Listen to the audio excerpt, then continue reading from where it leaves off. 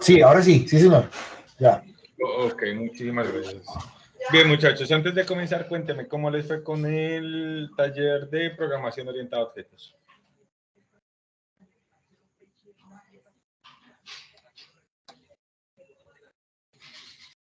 ¿Lo pudieron hacer? ¿Lo entregaron? ¿No le entregaron? ¿Cómo les fue?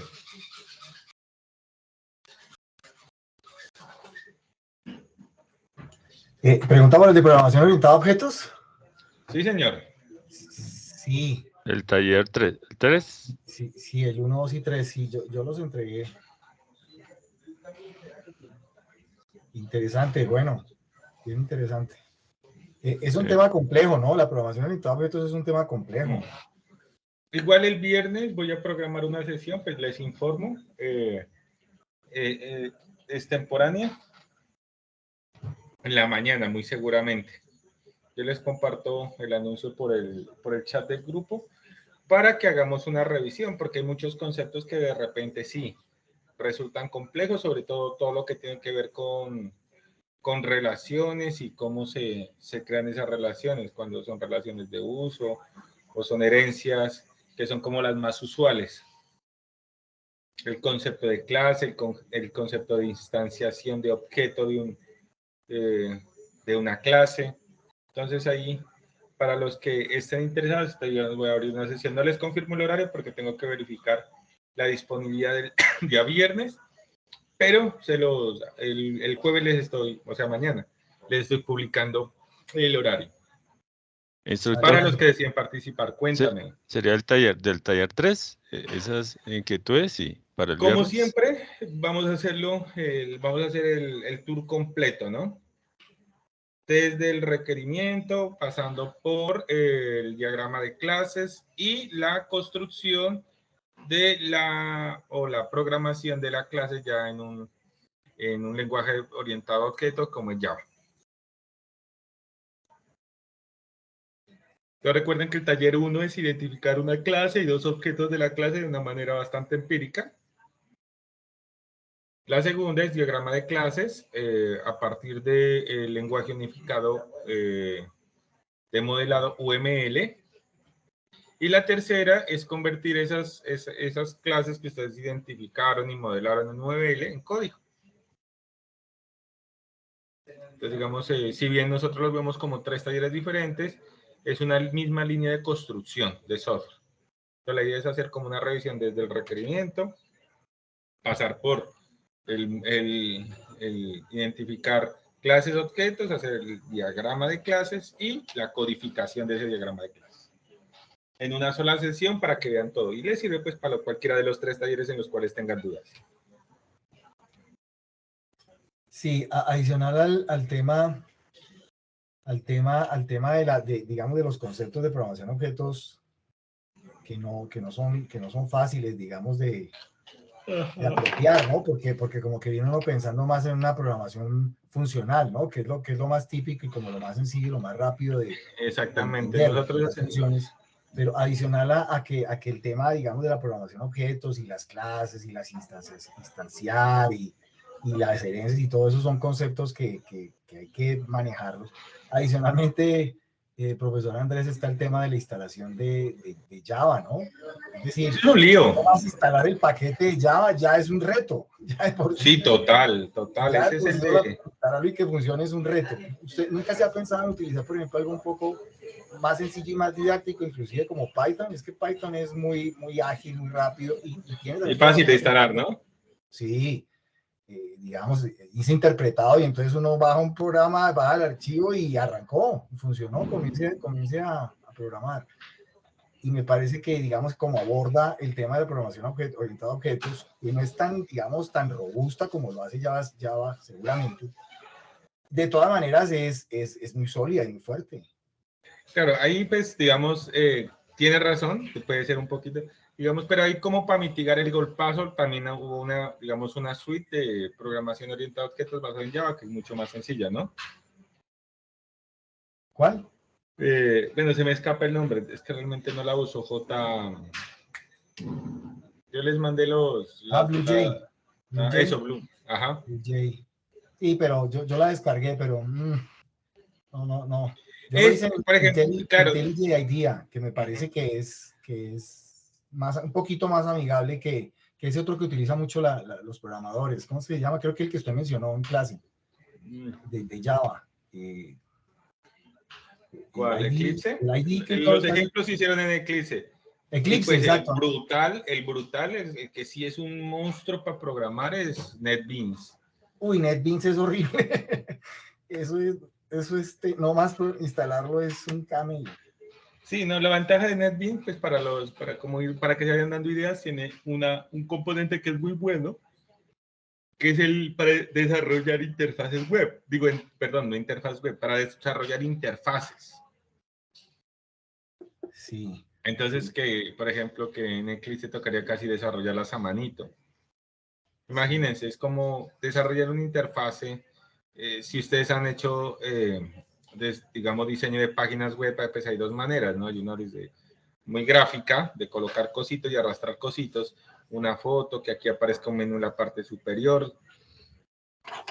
Tener que programar todo el HTML de esos componentes. O sea, algo parecido pasa con NetBeans. Cuando yo requiero hacer una aplicación, seguramente mi aplicación va a tener unas interfaces, que un botón que yo haga clic y me muestre un formulario o me abra determinada pantalla. Y eso sí, uno no por ejemplo, en Eclipse toca desarrollarlo a manito, pero en cambio con NetBeans tienen herramientas para diseño de interfaces. Por ejemplo, esas cosas sí son muy buenas. Eso ahorra muchísimo trabajo. Pero bien, de lo que se trata es que ustedes tengan, digamos, vayan incursionando en temas de programación. Si ustedes ya se dieron cuenta, nosotros hemos venido avanzando en programación, digamos, de manera técnica. Hemos visto como 3 paradigmas de programación. La primera, cuando iniciamos las primeras prácticas de programación, con una que se llama, o le decimos coloquialmente, programación espagueti. Básicamente la programación espagueti es la programación secuencial. Es decir, nosotros definimos un conjunto de instrucciones y las instrucciones se ejecutan en el mismo orden en las que se escriben en el código. O sea, está la línea 1, la línea 2, la línea 3, la línea 4, la línea 5, en estricto orden, o sea, de manera secuencial. O coloquialmente, de manera espagueti. Luego, cuando vimos JavaScript, allí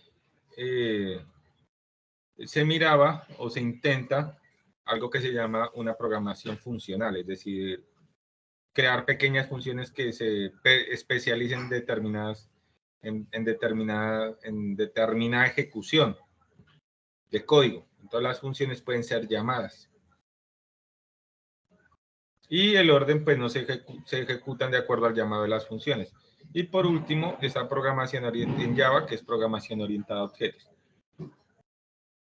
Eso ya va creando en ustedes, ya en su consciente, digamos, una estructura mental de programador, que es lo que busca estos cursos.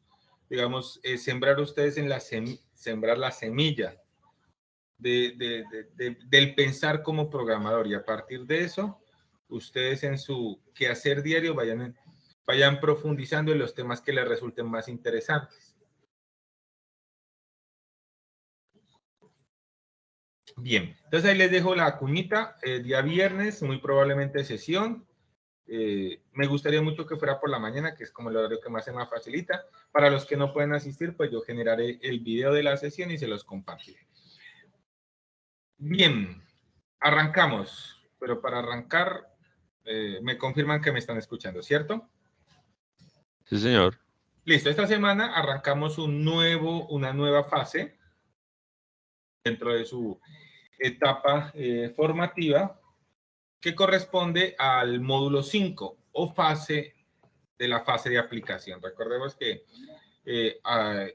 su etapa formativa consta de fases y módulos. la etapa se discrimina en fases y módulos. Son 3 fases. La fase número 1, que es la fase de análisis. La fase número 2, que es diseño y programación. Y la fase número 3, que es la fase de aplicación. Esta fase es la última fase de su etapa de formación. En la etapa de análisis constaba de dos módulos. Aquí ustedes, cuando le dan contenido del curso, se dan cuenta. Usted cuando le dan aquí, por ejemplo, contenido del curso, se dan cuenta como la estructura, ¿no? Entonces, la primera fase consta de 2, de hecho, todas las fases constan de 2 módulos cada uno. Entonces, la fase de construcción de software y solución de problemas con algoritmia pertenecen a la fase de análisis. El módulo 3 y módulo 4, implementación de bases de datos y diseño y programación orientada a objetos, corresponden a la fase de diseño y programación, que es la fase que terminamos con el último taller de programación orientada a objetos, e iniciamos la última fase, que es la fase de... se me van los nombres. Fase de aplicación, que corresponde a 2 temas bastante interesantes. Despliegue de aplicaciones y servicios en la nube y desarrollo de aplicaciones desarrollo de aplicaciones para la nube. Ya arrancamos, ya estamos a mes y medio de terminar su etapa formativa. A partir de ese momento ustedes iniciarán la etapa productiva. Recuerden en sus clases de semiología, en el taller número 4, que ustedes leyeron acerca de las diferentes modalidades para el desarrollo de su actividad productiva. Y entonces, para que vayan pensando en eso y lo tengan muy presente. Entonces, iniciamos el día lunes, iniciamos ya la fase de aplicación. Ay, no se me vaya a timbrar este computador, lo siento. Vengan, yo coloco por acá, que se me está perdiendo. Listo.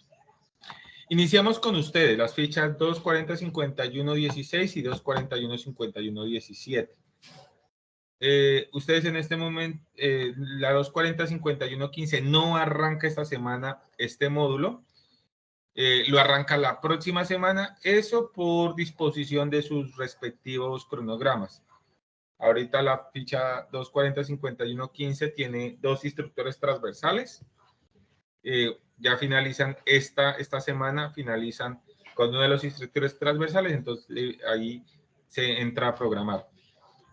Ustedes finalizan con un instructor transversal, creo que en la tercera semana, termina la tercera semana y a partir de la 4ª semana de mayo inician el último módulo, que correspondería a desarrollo de aplicaciones para la nuestra. Son temas bien interesantes, ya es, digamos, la parte aplicada o la parte de aplicación de todos esos conocimientos que ustedes han adquirido a lo largo de la formación. Bien, hoy iniciamos el resultado de aprendizaje 220-50-11-06-01. Planear actividades de configuración del hardware, dispositivos de cómputo y sistemas operativos necesarios para la implementación y despliegue de servicios y aplicaciones. Esta actividad pues está programada para el desarrollo de esta semana. Esta actividad es un poquito menudita, no es larga, sino que consta de 3 talleres distintos. Es decir, para cumplir con este resultado de aprendizaje, ustedes deberán realizar 3 actividades. Las 3 actividades son: deben realizar un taller acerca de los conceptos de redes y networking. Perdón, deben hacer un cuestionario. Es un cuestionario en línea acerca de los conceptos de redes y networking. Son los conceptos básicos de red que todo programador debe saber. Van a realizar un taller de sistemas operativos y vamos a revisar y complementar. Ustedes tienen su taller de requerimientos, el taller número 3, que se basaba en la norma IEEE 830, donde ustedes definían los requisitos y les decía que tenían que tener priorización, descripción, usuarios afectados. ¿Qué más era que tenían? Bueno, priorización, nombre del requisito, descripción de requisitos, usuarios afectados. Bueno, ustedes sí recuerdan ese taller, ¿cierto? Sí, señor. Bueno, vamos a tener que desempolvar ese taller, lo vamos a revisar y complementar con unos conceptos que van a aparecer, que vamos a trabajar. Bien. Para el desarrollo de estas evidencias, vamos a explicar, lo vamos a dividir en dos partes. La primera, como esto es más acerca de conceptos y de revisar documentación, no va a ser práctico como lo hemos hecho. He intentado que las actividades que sean de carácter práctica, tratar de hacerlas en el desarrollo de la sesión en línea para que ustedes vean cómo se hacen. Este es de concepto. La mayoría de este taller es de concepto. Entonces aquí me voy a limitar a hacer dos cosas. La primera, explicar los talleres. Y la segunda, revisar la documentación sugerida, donde ustedes van a encontrar la información acerca de esos conceptos que van a requerir para realizar estas actividades. De repente, en el taller número 3, haré unas precisiones muy puntuales de cosas que trabajamos, pero que se requieren revisar para que ustedes no tengan dificultad en el desarrollo de este taller. Este es un cuestionario, esto es responder a un cuestionario en línea. Si ustedes se leen la documentación, no deberían tener ningún problema. Y el taller de sistemas operativos es identificar unos requerimientos respecto a los sistemas operativos, que básicamente vamos a ver que es relativamente sencillo. Bien, entonces vamos con la primera parte. Revisión de las actividades entregadas. Entonces recordemos que este resultado de aprendizaje consta de 3 evidencias. Un cuestionario, un taller y un informe. El cuestionario es en línea, lo resuelven en línea y en línea les da el resultado de la evaluación. Un taller bastante sencillo donde ustedes tienen que asentar los requerimientos del sistema operativo que van a utilizar para el desarrollo de su aplicación, y el informe de requerimientos, que es básicamente complementar un informe. De hecho, algunos ese informe de requerimientos ya está completo para este taller. Esas personas salían relativamente muy poco. Solo tienen que ajustarme una información de acuerdo a una estructura que yo les voy a pedir para que lo puedan entregar. Bien, entonces vamos a revisar los talleres. Entonces, recuerden que nosotros nos remitimos a la guía de aprendizaje. La guía de aprendizaje siempre nos va a dar información acerca de lo que debemos hacer. Entonces, la primera evidencia, cuestionario.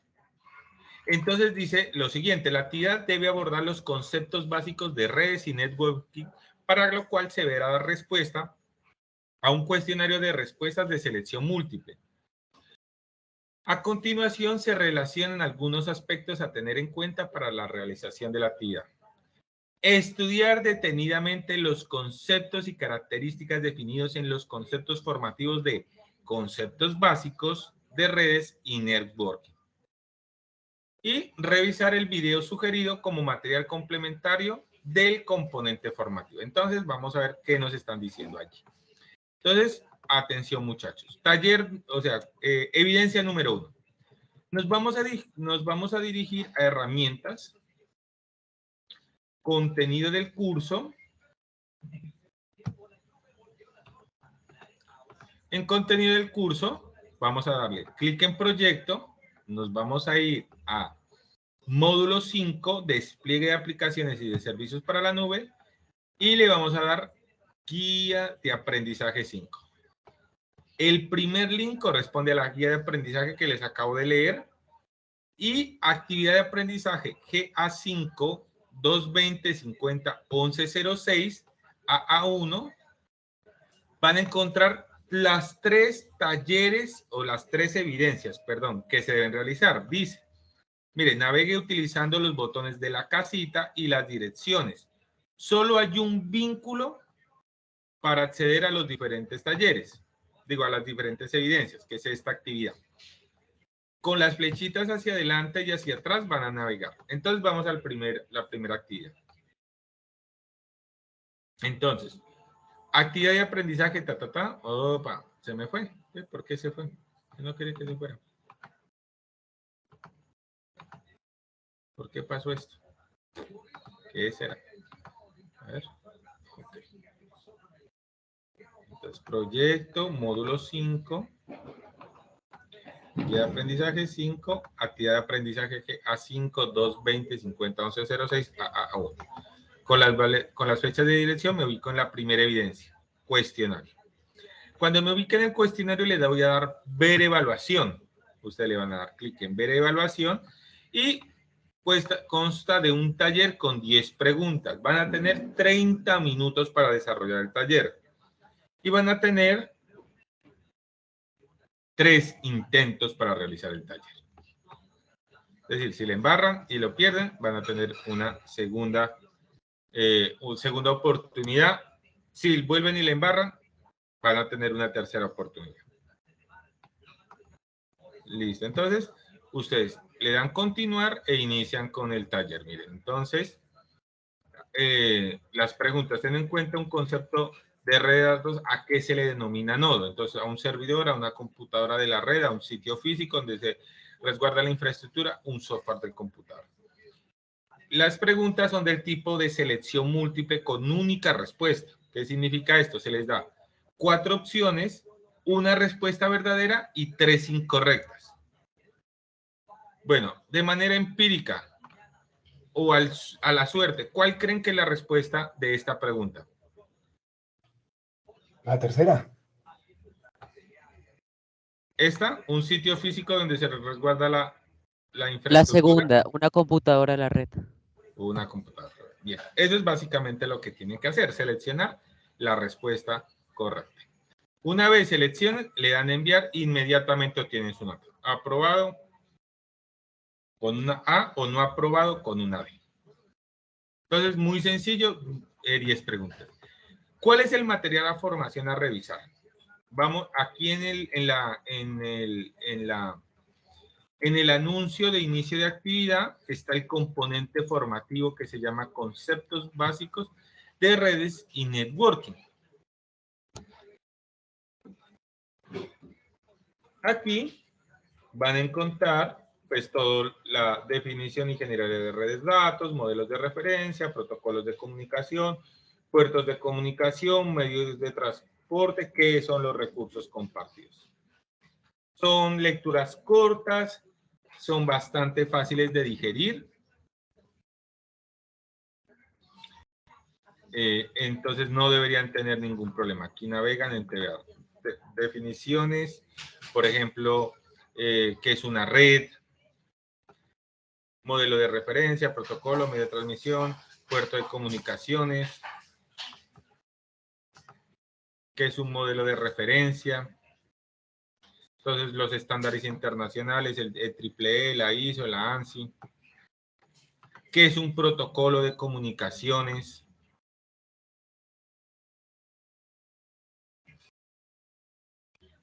Aquí, digamos, de la partecita como técnica está el modelo OSI, que es el modelo de comunicaciones por capas, que tiene 4 o 5 capas. 1, 2, 3, 4 capas.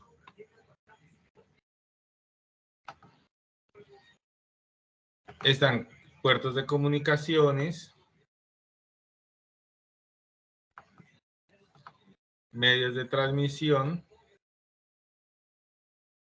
si es por cable, si es inalámbrica, Wi-Fi, Bluetooth, Wi-Fi, microondas, infrarrojos, ahora satelital con ese tema de el internet satelital y recursos compartidos. Entonces miren que son lecturas bastante corticas que no tienen ningún ninguna dificultad.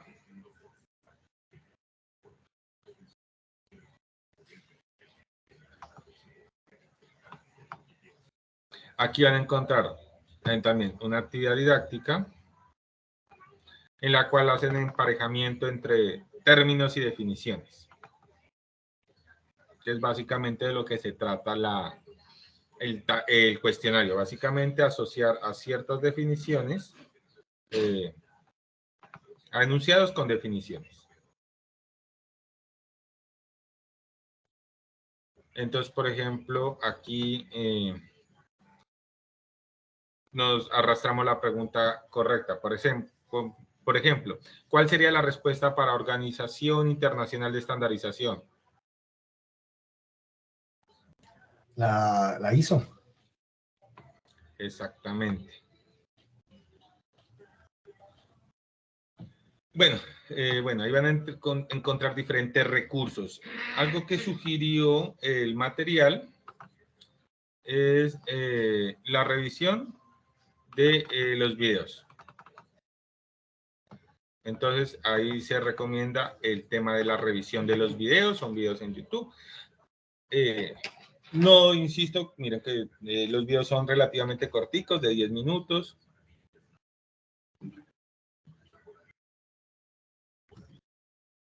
¿A ustedes sí les suena o no les suena cuando lo comparto así?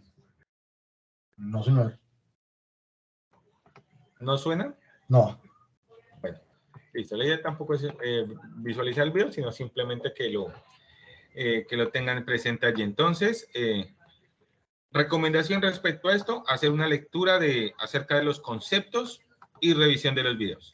Y proceden entonces a hacer el cuestionario. Entonces, eso corresponde a la actividad número 1. Cuestionario. ¿Sobre esa actividad tiene alguna pregunta?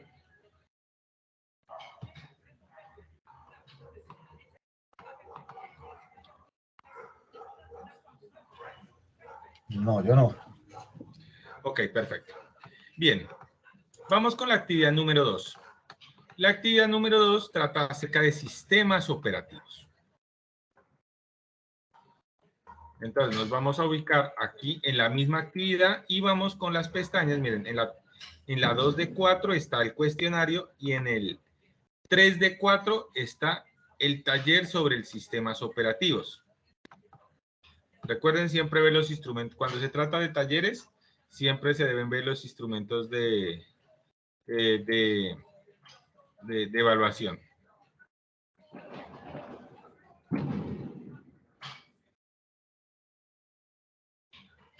Entonces,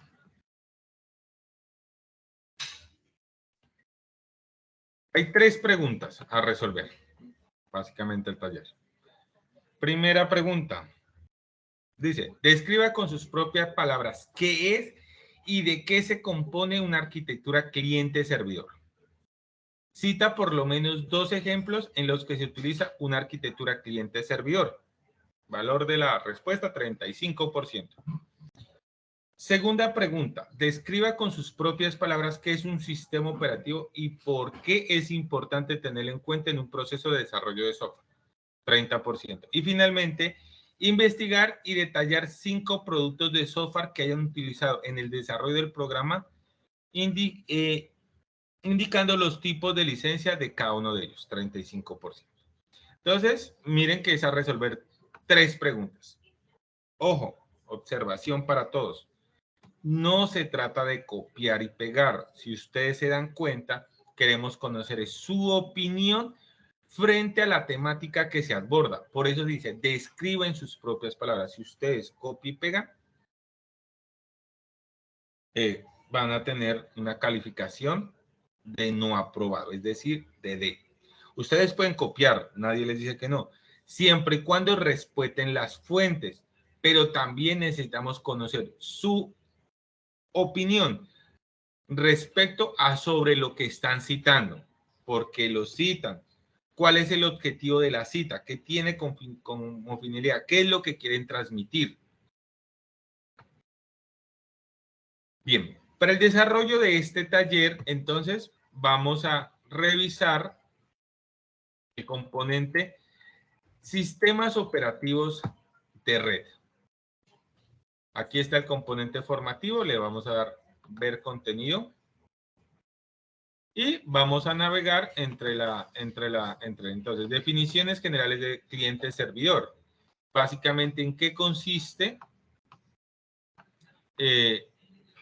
este modelo de distribución de servicios informáticos, por decirlo de alguna manera? Entonces aquí vamos a hacer la revisión, vamos a leer, por ejemplo, cuáles son los componentes de una arquitectura cliente-servidor. Entonces, que básicamente vamos a tener el servidor, los clientes, los servicios, protocolo y el canal de comunicación.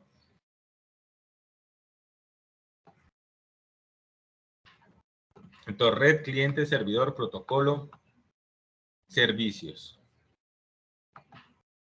Vamos a tener un capítulo que trata sobre los sistemas operativos. Básicamente es que ustedes conozcan qué es un sistema operativo, características de los sistemas operativos diferentes, los diferentes tipos de sistemas operativos, los sistemas operativos orientados hacia la red, o sea, hacia distribución de servicios.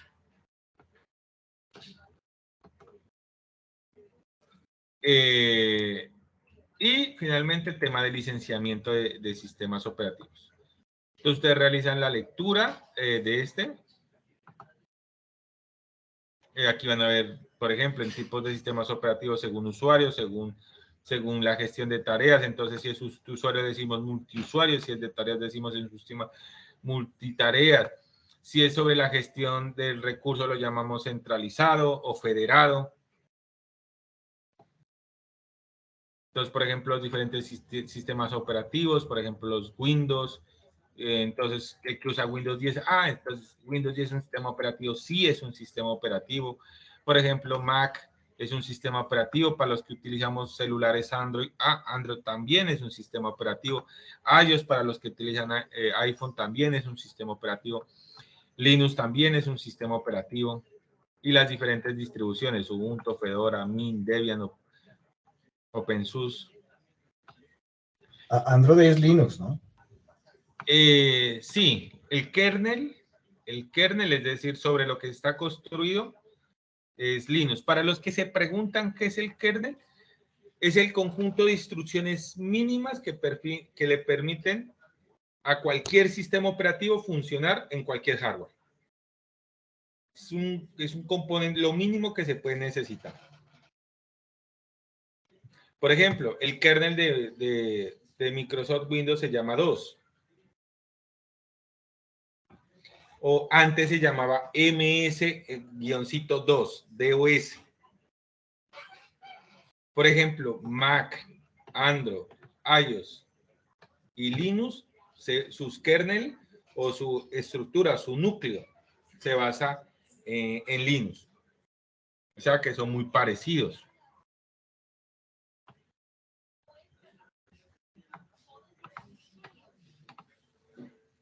Android es por versiones, ¿no? ¿En qué Android van? ¿Como en el 11, el 12? No. En un punto ya le dejé de seguir la versión Android. iOS está como en ¿qué? ¿15? Eso ya los números altos. Ellos les gusta llamarle por nombrecitos, ¿no? Ellos tienen Tiger, bueno, les dan nombrecitos a las versiones. Bien, aquí van a leer acerca de sistemas operativos en red, es decir, los que están orientados al aprovisionamiento de servicios. Entonces, básicamente son los famosos, se llaman server, o sea, uno les dice coloquialmente server. Entonces, por ejemplo, hay una distribución de Windows que se llama Windows Server, orientada a servicios, server del inglés, ¿no? Lo de Linux está Linux Server. Entonces, por ejemplo, de los más conocidos es el CentOS, el Red Hat, Debian, OpenSUSE, Ubuntu Server, Fedora Server. Entonces, son distribuciones. Entonces, miren que los sistemas operativos tienen como dos líneas de trabajo. Una hacia usuarios, o sea, está orientado hacia usuarios. Entonces, tiene sistemas operativos que se llaman de escritorio o desktop. Y están los orientados hacia los servidores, es decir, hacia las infraestructuras para proveer servicios. Y ahí encontramos las distribuciones server. Y hablan acerca del licenciamiento, ¿no? ¿Qué significa el licenciamiento? OM, retail, OMBOS, volumen, o cuando son GPL, BCD. Vienen todos tipos de licenciamiento que existen, eso es importantísimo. ¿Cuál es el objetivo de este componente de estudio? Que ustedes puedan identificar cuando van a hacer un tipo de desarrollo, una solución de software, cuáles son los requisitos de infraestructura que se van a necesitar. Es decir, a qué sistema operativo va a funcionar y qué tipo, si es un sistema de escritorio, un sistema orientado hacia la red, si cuesta o no cuesta, porque todo eso va a afectar finalmente. En el material complementario también vamos a encontrar un documento, un video. A mí me gustan mucho los videos porque resultan más cómodos de ver en YouTube, en el cual ustedes pueden acceder y también tener información. Entonces, nuevamente repito, ¿en qué consiste esta actividad? Recuerden que el cuestionario de la actividad número 1 de redes y networking se trata sobre conceptos. Ustedes estudian los conceptos, responden las preguntas. Taller número 2, o digo evidencia número 2, es un taller. El taller consta de 3 preguntas que las encuentran en el instrumento de evaluación. Por eso aquí no dice taller ni hay un link para taller. En el instrumento de evaluación ustedes van a encontrar 3 preguntas.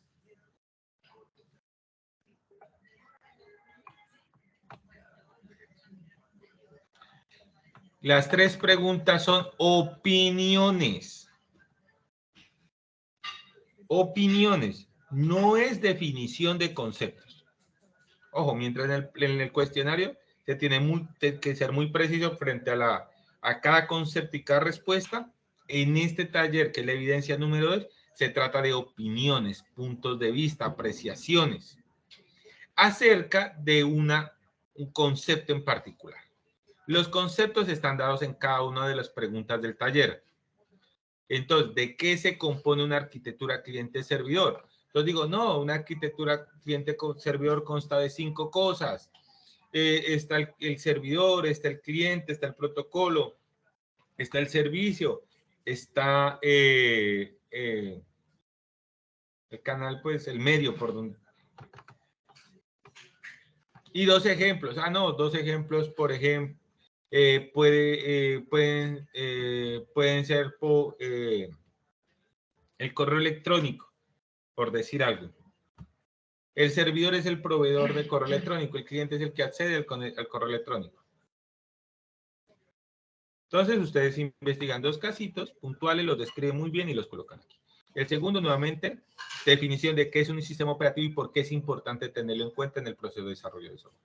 Este es fundamental, esta pregunta, y no por el hecho de superar esta evidencia. Miren, uno de los errores que más comete uno como programador, y se los cuento desde mi experiencia y la experiencia que he vivido en las empresas que he trabajado, hay una etapa dentro del desarrollo de software que se llama la implantación.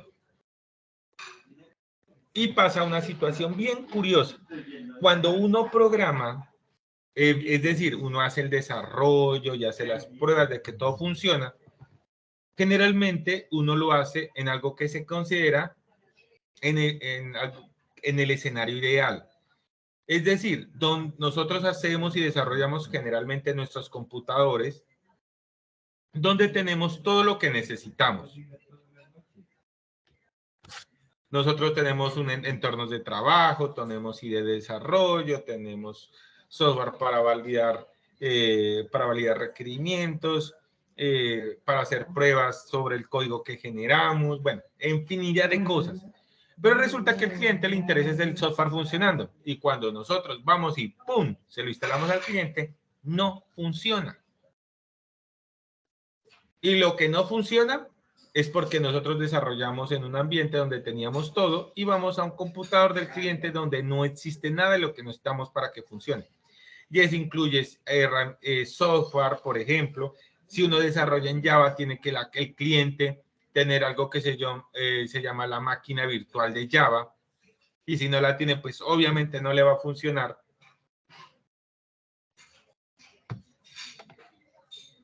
Por ejemplo, hay aplicaciones que funcionan en un tipo de dispositivos, en un tipo de sistemas operativos y no en otro. Entonces funciona para Windows, pero no funciona para Mac, o funciona para Mac, pero no funciona para Linux. Entonces nosotros desarrollamos, por decir algo, en Windows, pero resulta que el cliente del servidor funciona en Linux. Y ya después del desarrollo no le podemos decir, venga, es que cambie su infraestructura. Entonces es importantísimo tener en cuenta y ustedes van a justificar el por qué. Y finalmente van a hacer una investigación, es decir, una consulta en Google de 5 productos de software que hayan utilizado en el desarrollo del programa, indicando el tipo de licencia de cada uno de ellos. En el desarrollo del programa, ¿qué quiere decir? Bueno, ahí también me generó la duda para que veas. Yo creo que eso está incompleto. Vamos a revisar la guía de aprendizaje. Cuando tenemos dudas, la guía de aprendizaje dice, la actividad permite construir el documento. Ah, no, esta es la actividad número 2. Referente al arquitecto y los sistemas operativos. A continuación, algunos aspectos a tener en cuenta para la realización de la actividad. Estudiar debidamente los conceptos y características defendidas, revisar el video sugerido como material complementario. No dice mucho respecto a ver cómo lo contextualizamos para darle un entero a esta pregunta.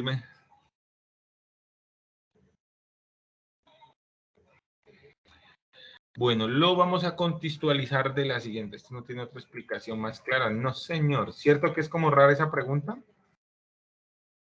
Sí, pareciera que fuera que hemos utilizado en el desarrollo del curso, tal vez. No, porque este tiene que ver con licencias. El tema. Bueno, entonces lo que vamos a hacer es lo siguiente. Le vamos a contextualizar así.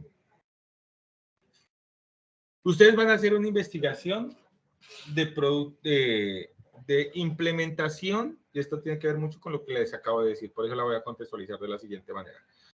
Ustedes van a investigar y detallar 5 productos de software.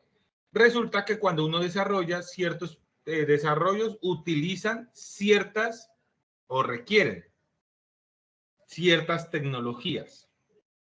Por ejemplo, ustedes trabajan en JavaScript. Trabajar en JavaScript también supone hacer uso de herramientas, ¿cierto? Entonces, ustedes lo que van a investigar es que esas herramientas que se requieren para el funcionamiento de esos productos, ¿qué tipo de licencias tienen cada una de ellas? Ejemplo.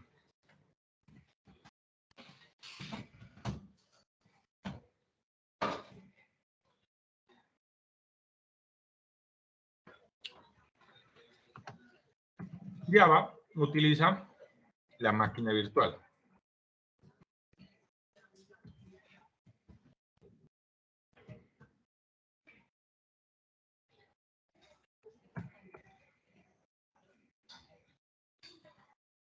Y vamos a ver qué tipo de licencia tiene, por ejemplo, esta es de tipo GNU. En la guía de aprendizaje, nosotros vamos a ver que existe un tipo de licencia que es GNU. Este es el sistema operativo.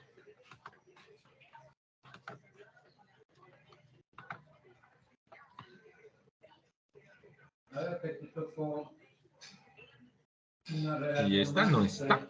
Así que, mala no. A ver. Cero lío. Ah, sí, aquí está. La licencia GNU GPL. Ahí está. Miren, es de este tipo la licencia. ¿Cómo? Entonces es lo que vamos a hacer. Entonces esa es la contextualización que les vamos a dar. Ustedes van a investigar un producto de software, o varios, pueden ser uno o varios. Esos productos de software van a requerir el uso de ciertas herramientas para el funcionamiento.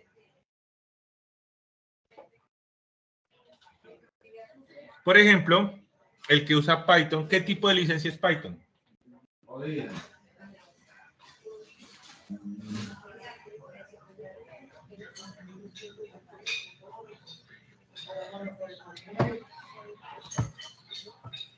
Seamos conciliadores, no metemos el problema.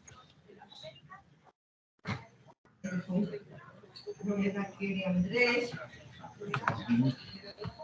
Sigue siendo también del tipo GPL. O sea que es de este tipo. Miren. Entonces lo vamos a contextualizar así para no complicarnos la existencia. Investigan uno o varios productos de software de tal manera que les permite identificar qué herramientas requieren para su funcionamiento. Eso incluye sistema operativo y software, es decir, funciona para... Si dicen, no, este sistema es multisistemas, entonces ustedes investigan Linux, qué tipo de licencia tiene, Windows, qué tipo de licencia tiene, etcétera, etcétera, etcétera. ¿Listo? Para no complicarnos la licencia. Y si requieren, pues, algún tipo de función de software especial para el funcionamiento, pues entonces miramos de qué tipo o qué tipo de licencia es eso. ¿Por qué es importante tener en cuenta eso? Pues porque puede encarecer la implementación, porque si el cliente tiene que asumir el costo de licencias para la aplicación que usted les está desarrollando, entonces eso le va a implicar al cliente un sobrecosto por ustedes no haber desde el principio, desde la formulación del proyecto, haber identificado esas necesidades. Entonces esto está pensado en eso. Bueno, preguntas o dudas respecto al cuestionario, que es la evidencia número 1, y al taller, que corresponde a la evidencia número 2. ¿O todo claro hasta ahora?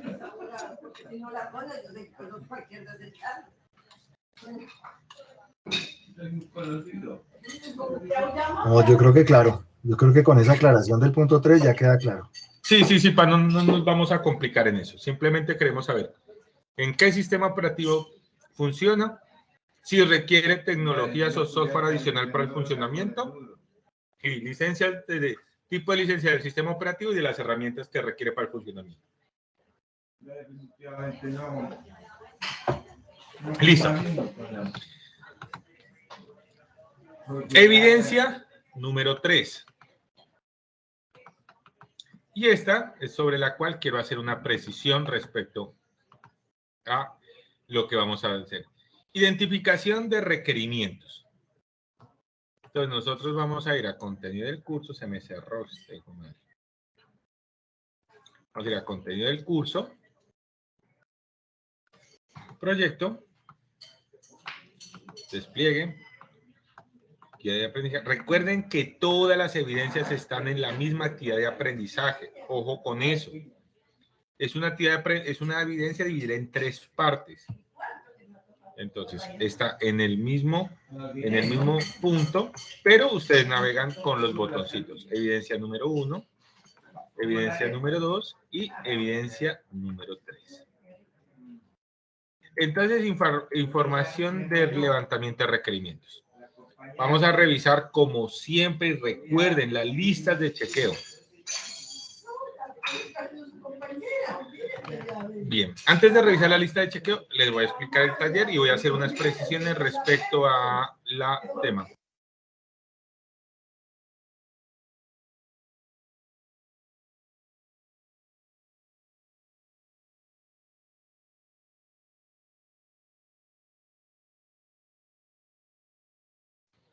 Listo, entonces voy a hacer una precisión con respecto a este taller. Para hacer este taller, ustedes van a tener que abrir el archivo del taller. Creo que ese era el taller número 3 de,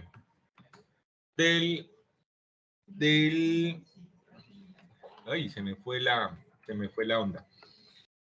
De la competencia de requerimientos. ¿Ustedes sí recuerdan la competencia de requerimientos?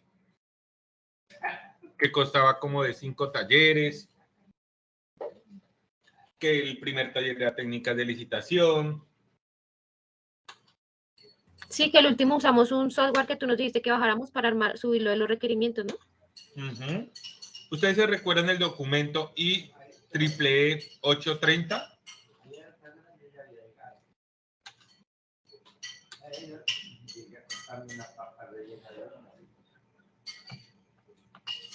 ¿Sí lo recuerdan? Acá era construcción de requisitos de software, ya de aprendizaje, y era la 3. Era este. En el taller, yo les... Construcción del documento de requisitos.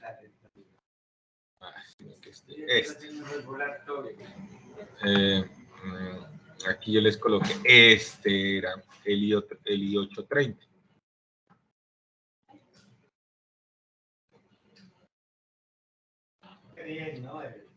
Para que lo vean. Ya pisando universidades.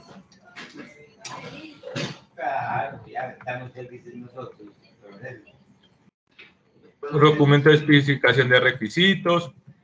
Yo les decía, párenle bolas a los requerimientos.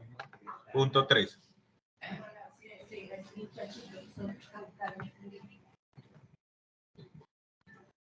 Ese era un modelo que utilizamos. ¿Ya lo ubican todos? ¿Ya se contextualizaron todos? Sí, señor. Bien.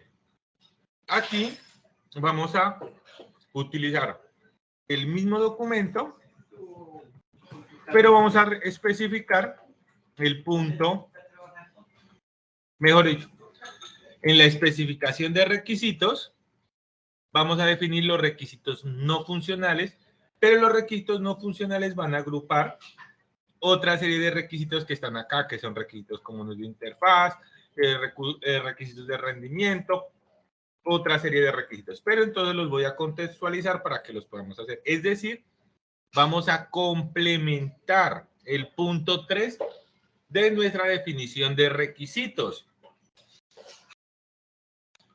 Es decir, ustedes van a necesitar este taller para poder hacer el último taller. O sea, el taller de definición de requisitos del que trata este tema, que se llama identificación de requerimientos. Entonces vamos a ver el componente formativo. El componente formativo se llama, voy cerrando acá para que no se me llene de tanta cosa, que este computador es literalmente tirado lentico. Dejémoslo aquí abierto, este ya lo podemos cerrar, este no, y este. Entonces, vamos a ubicar el componente formativo, identificación de requerimientos. Recordemos que el requerimiento es la formación del requisito. El requisito es lo que nos pide el cliente. El requerimiento es la formalización de ese requisito. Entonces nosotros, y estas son las precisiones. Nosotros en su momento habíamos hecho una definición de requisitos en los cuales yo les decía que eran las expectativas y las necesidades del cliente. Y básicamente esos requisitos correspondían a funcionalidades del sistema. Es decir, lo que el sistema hace. También se dijo de manera muy general que ese requisitos pertenece a un conjunto de requisitos que se llaman requisitos funcionales y reciben el nombre de funcionales porque corresponden a las funciones del sistema. Nos dicen qué debe hacer el sistema. Bien, para el desarrollo de este taller, en su momento yo les dije a algunos, si quieren hágalos, pero si no, pues déjenlo así. O sea, para los que lo hicieron ya tienen ganas, digamos, ya tienen adelantado el trabajo. Van a elaborar un conjunto de requisitos no funcionales. Entonces vamos a identificar qué es un requisito no funcional. Entonces los requisitos no funcionales hacen referencia a ciertas características o capacidades del sistema que no tienen que ver en el qué hacen las cosas, sino a aspectos generalmente asociados a rendimiento frente al cómo hace las cosas. Ejemplo, tiempos de respuesta, tolerancia a fallos, capacidad de carga y arquitectura del sistema, que es una parte importantísima. Entonces recordemos, los requisitos los dividimos en dos, en los funcionales y en los no funcionales. Por definición, los funcionales son todo aquello de lo que hace el sistema. Entonces, generalmente es un verbo, el sistema. Nosotros le decíamos ingresar usuario. Entonces, el sistema debe permitir a través de una interfase capturar el nombre y contraseña de un usuario, y si el usuario y contraseña son correctos, de acuerdo al perfil de usuario, acceder al sistema y mostrar las funcionalidades asociadas al perfil del usuario o al rol del usuario.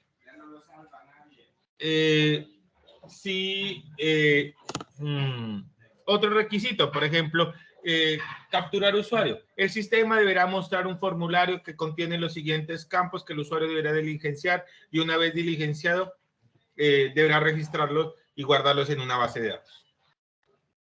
Esos son requisitos funcionales. Pero si yo establezco, por ejemplo, cosas como las siguientes, el sistema deberá validar, referente pues a la autenticación, deberá validar en menos de un segundo o hacer una consulta que demande menos de un segundo. Entonces estamos hablando de un requisito no funcional. Miren que la función es hacerlo, pero en el requisito funcional estamos diciendo en qué tiempo hacer eso. Por ejemplo, cuando hablamos de concurrencia, el sistema debe soportar que se conecten al sistema 40, 50, 60 usuarios concurrentes.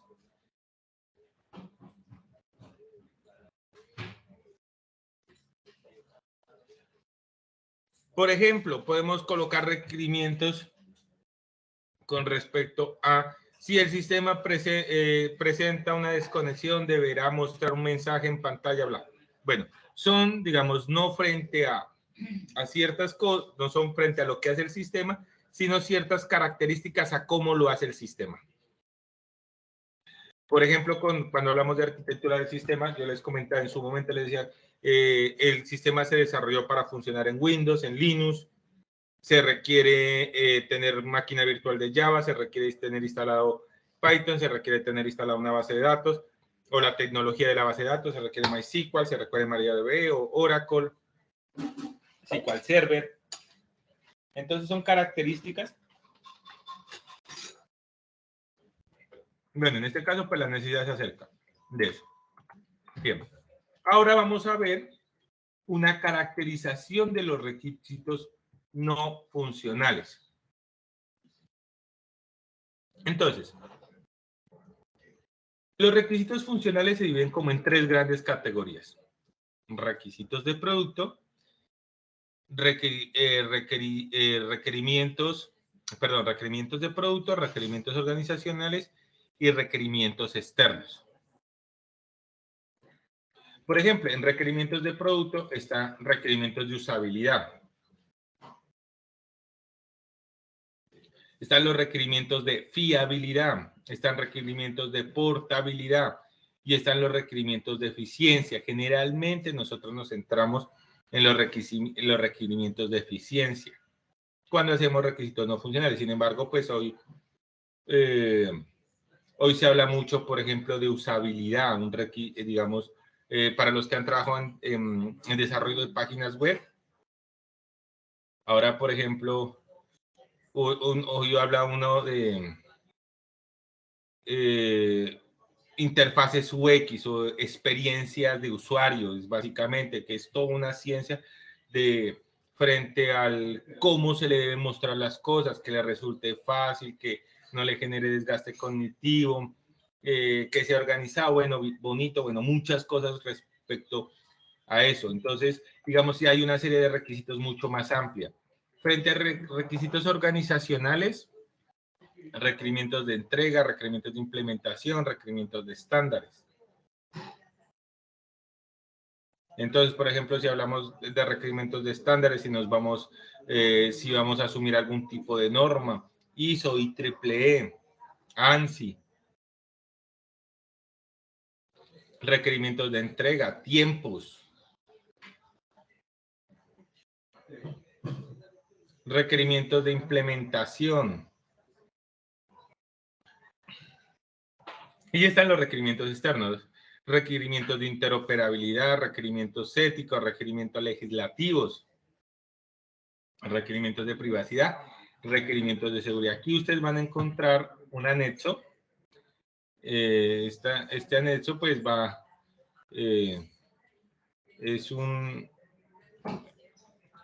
es el libro de Somerville de Ingeniería de Software. Entonces, esto para los interesados en ampliar conocimientos, aquí van a encontrar los requerimientos. Se me fue. Ingeniería de requerimientos, aquí.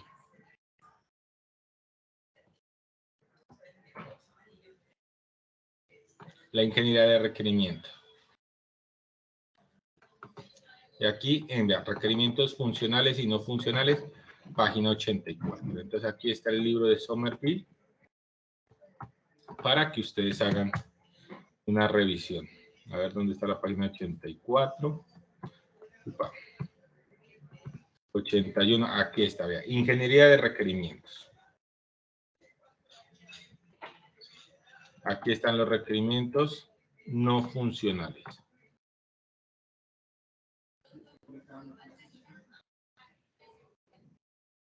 Entonces, bien. Listo. Haciendo esa precisión, entonces, ¿qué vamos a hacer? Vamos a identificar dentro del sistema que ustedes propusieron desarrollar los requerimientos no funcionales y vamos a utilizar la siguiente estructura. Un identificador. Una descripción. Un propósito y una forma de verificación del requerimiento. ¿Por qué una forma de verificación?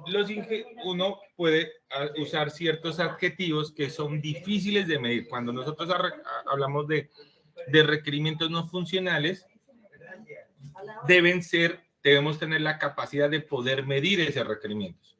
Por ejemplo, nosotros no podemos definir un requerimiento funcional, algo así como el sistema debe ser rápido. ¿Por qué razón? Porque el rápido es un adjetivo que no nos dice qué es o qué no es rápido.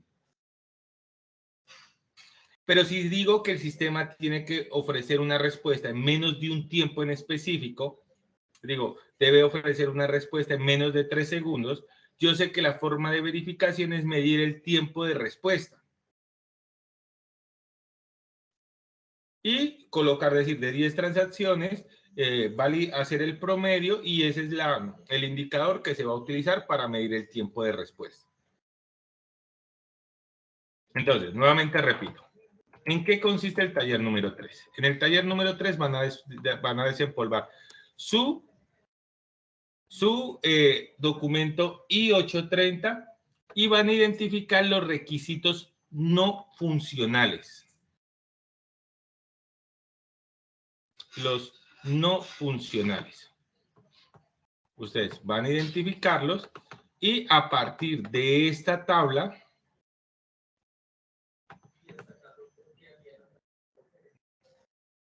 van a definir esos requerimientos.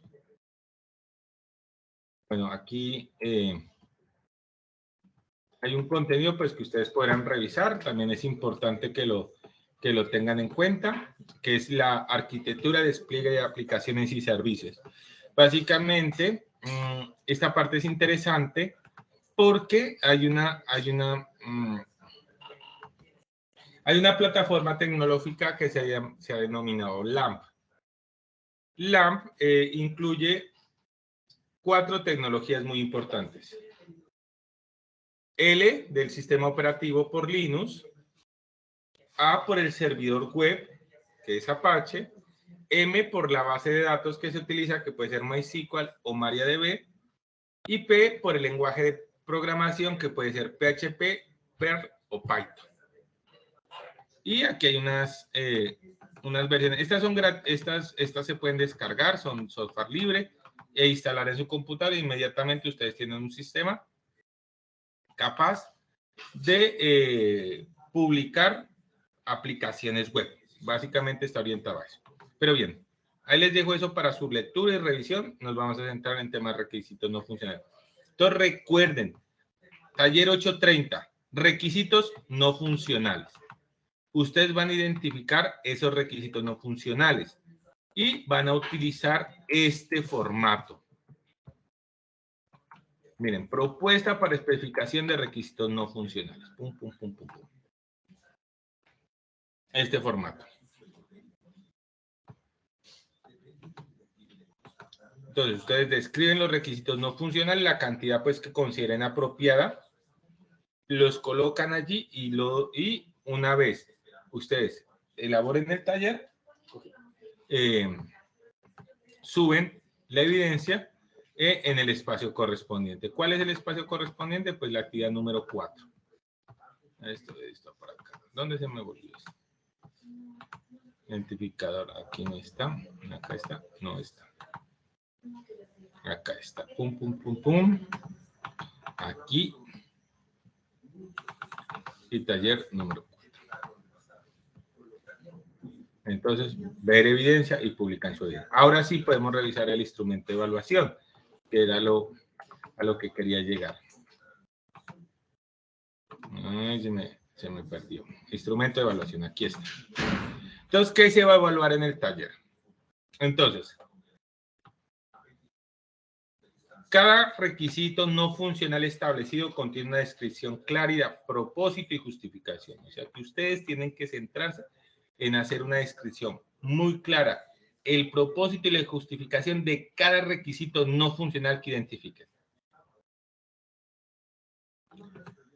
Cada requisito no funcional tiene establecido sus criterios de aceptación o forma de verificación. Es decir, que en el formato de requerimiento no funcional deben agregar estos campos. Por ejemplo, miren, en el formato, si ustedes se dan cuenta, aquí dice descripción, propósito, forma de verificación. Entonces aquí tengo descripción, propósito, bueno, justificación no lo tiene. Aquí dice forma de verificación, aquí les está preguntando cómo se puede verificar. La forma de verificación tiene que ser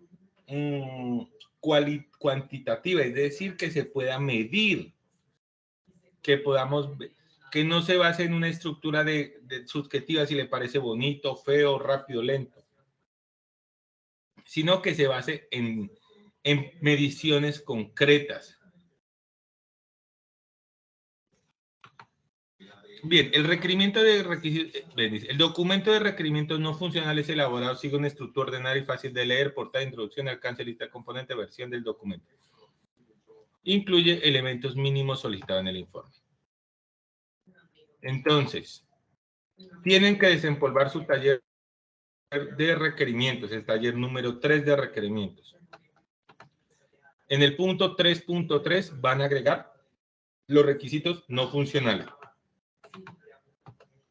siguiendo esta estructura. Como observación, recuerden, la forma de verificación debe ser medible. Si no es medible el requerimiento, no puede ser utilizado. Bien, y con eso, entonces finalizaríamos lo que corresponde a los talleres, a las evidencias correspondientes al primer resultado de aprendizaje, denominado planear actividades de configuración del hardware, dispositivos de cómputo y sistemas operativos necesarios para la implementación y despliegue de los servicios. Para esta actividad vamos a tener hasta el domingo, es decir, el 15 de mayo del 2022. las lecturas son cortas, el cuestionario es relativamente fácil. El taller número 2 son opiniones frente a las lecturas que ustedes van a hacer. Y el taller número 3 es complementar un documento que ustedes previamente ya han venido desarrollando. Incluso hay algunos que ya me enviaron desde ese taller requerimientos no funcionales. Entonces, lo único que tienes que hacer con esos requerimientos no funcionales es ajustarlos a esta propuesta de especificación de requerimientos.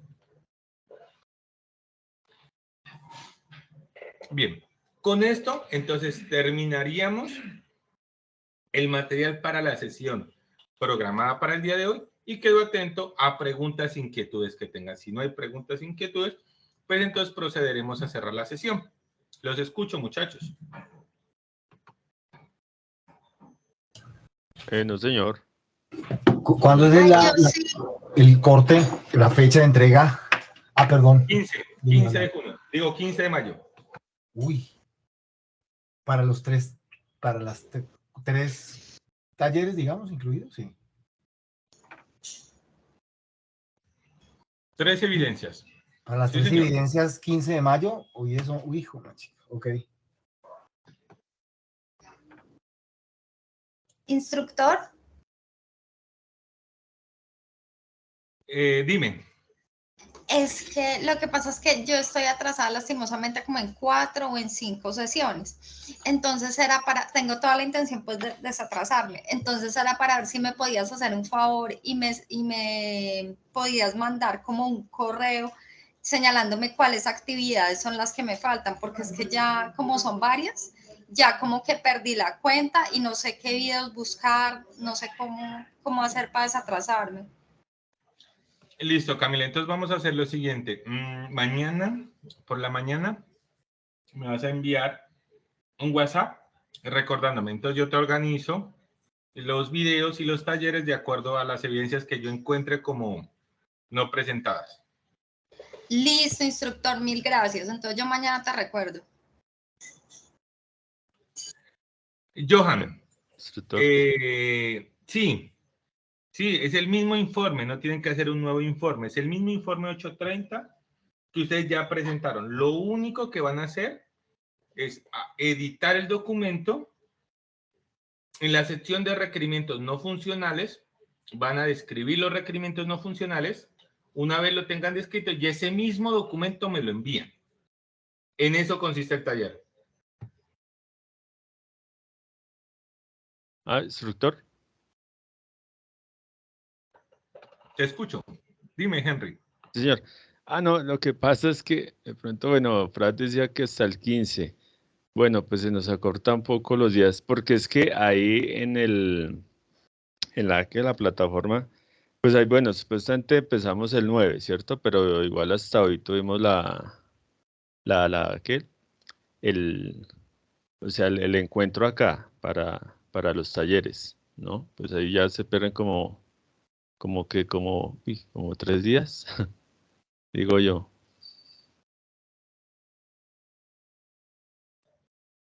Sí, yo los entiendo. Miren, yo no soy ajeno al tema. Entiendo muy bien que se tienen dificultades respecto pues, a los tiempos, pero créanme que los tiempos están ajustados también a la capacidad de trabajo que se requiere para hacer esos talleres. El cuestionario ustedes lo hacen en un día, y es por decir un día, porque ustedes hacen la lectura en 1 hora y el taller lo resuelven en menos de media hora. El taller número 2 lo hacen en un día. ¿Por qué? Es hacer la lectura y 3 opiniones frente a 3 conceptos particulares. El que les puede tomar un poquito más de trabajo es el de requerimiento. Pues el de requerimientos, ustedes ya lo tienen parcialmente hecho. Es decir, se piensa que les podía tomar al menos 2 días hacerlo. Perfecto. Entonces, los tiempos son igual, como ha sido, digamos, como ha sido. Yo siempre he primado las ganas de querer trabajar sobre conceptos taxativos como el tiempo. Si no lo entregan el domingo y lo tienen el lunes, pues por mí no hay problema, lo suben el lunes extemporáneamente.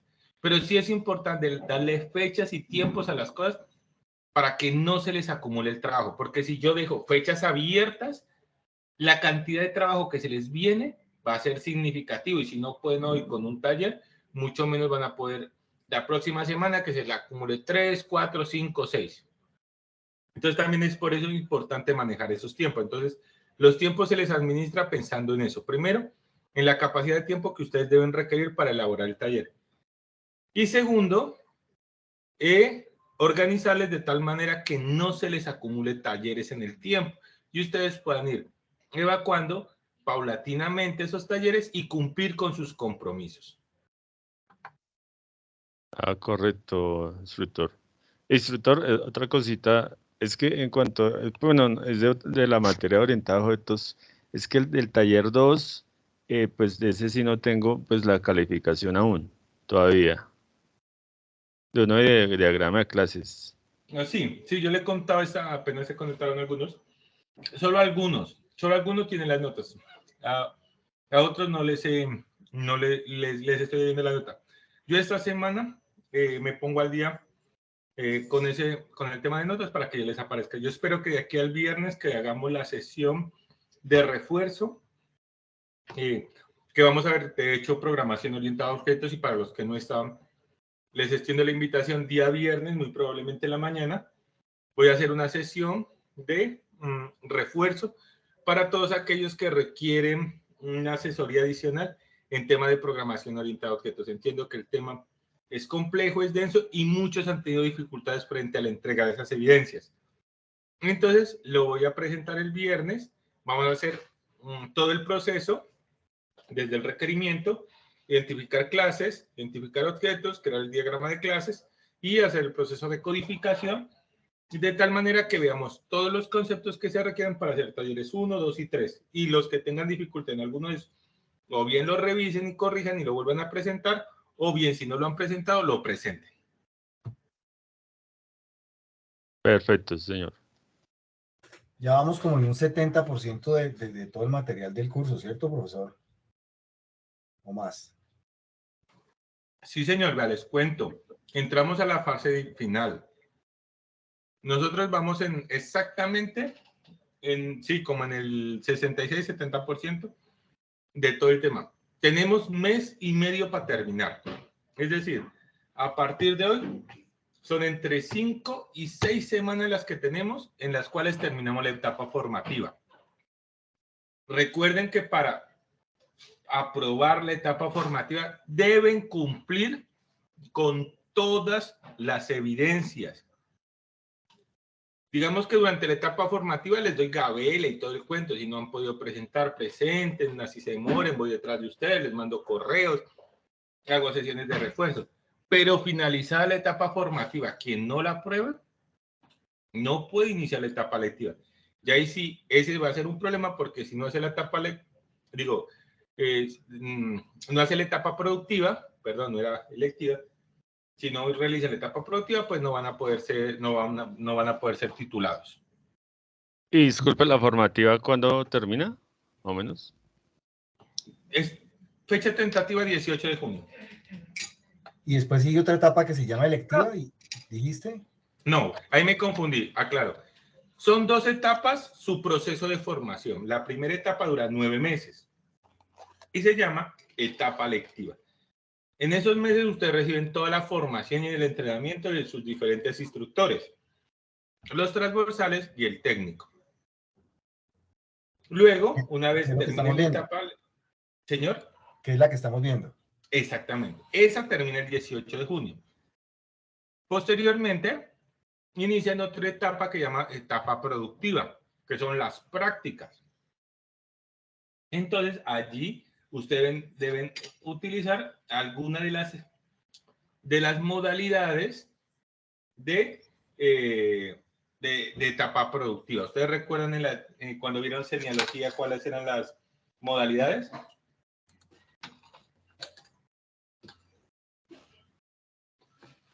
No, yo no recuerdo. Sí, es contrato de aprendizaje. Contrato de aprendizaje. Normal. una cosa como pasantía. de pasantías, una para como para explicarle a otras personas o pagarlas en el mismo SENA. Son como 6 cosas. Exactamente, sí. Bien, entonces ya ustedes deben escoger una modalidad para poder realizar su etapa productiva. Y esa dura 3 meses, supongo. 6 meses. A 6. Sí, en total son 15 meses, 9 meses de etapa lectiva, 6 meses de etapa productiva. Ok. Y ya finalizado eso, pues se evalúa y entran a... ya se los titula. Pero para hacer la etapa productiva sí tienen que tener la totalidad de las evidencias. Las evidencias no se ponderan, no se promedian, no porque tengo la mayoría aprobada y una no entregue o 2 no entregue, entonces como tengo la mayoría, seguramente paso, no. Se debe aprobar todas las evidencias, por eso es importante que en este mes y medio que falta, ustedes hagan una revisión de sus evidencias. De manera rápida, ¿cómo lo hacen? Como para los que no sepan, digan, no, es que no sé cómo revisar. Lo hacen de una manera muy sencilla. Vamos a darle aquí vista del aprendiz para que no sea. Pero les comparto. Denme un minutico y yo les comparto la pantalla.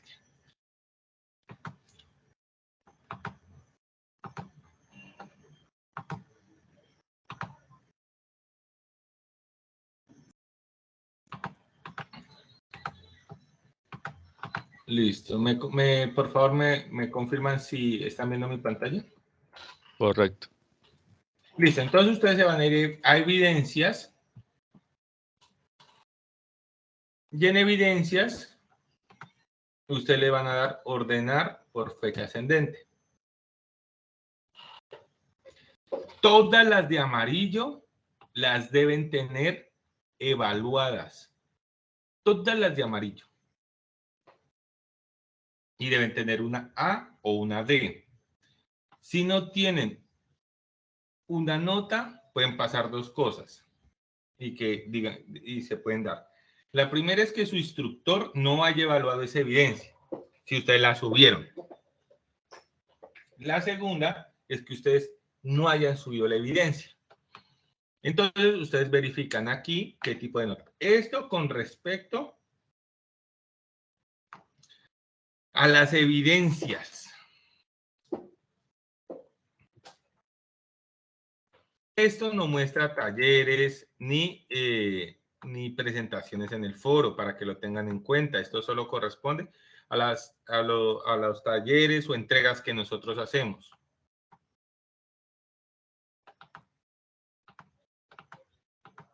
Entonces, aquí las van a tener. Si yo quiero ver ese otro tipo de... A ver, ¿qué pasa aquí? No, este es lo mío.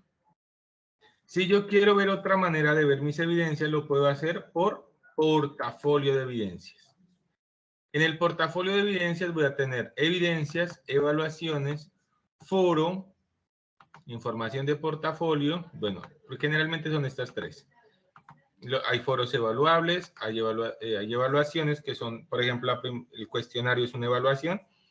Entonces ustedes aquí, pues a mí no me aparece, porque yo no tengo ninguna evidencia por ser instructor, pero a ustedes les van a aparecer las que han presentado y las que no. Miren, voy a salir desde la vista del aprendiz para mostrarles un usuario, digo, un aprendiz en particular, no por exponerlo públicamente, sino por coger un ejemplo. Entonces, aquí donde dice portafolio del aprendiz. Pues, por ejemplo, este aprendiz, digámosle ver portafolio.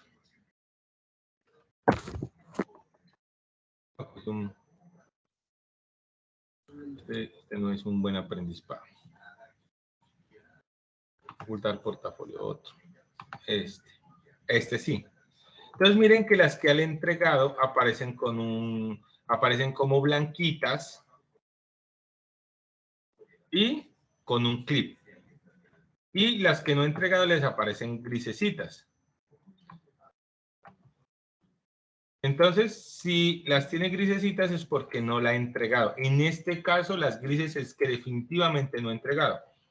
Por ejemplo, respecto a las evaluaciones. Miren, esta evaluación y esta evaluación, que se las debió presentar, y aquí pues le debería aparecer la nota. Por ejemplo, tiene calificación A, por ejemplo, este aprendiz. Y también presentación en los foros, que también hay foros que son calificables. Por ejemplo, mi compromiso de la aprendicena. Entonces, aquí está la participación que él hizo. Y como última se van al centro de calificaciones, donde les va a aparecer. ¿A ustedes sí les aparece centro de calificaciones? A ver. Coloquemos vista del aprendiz.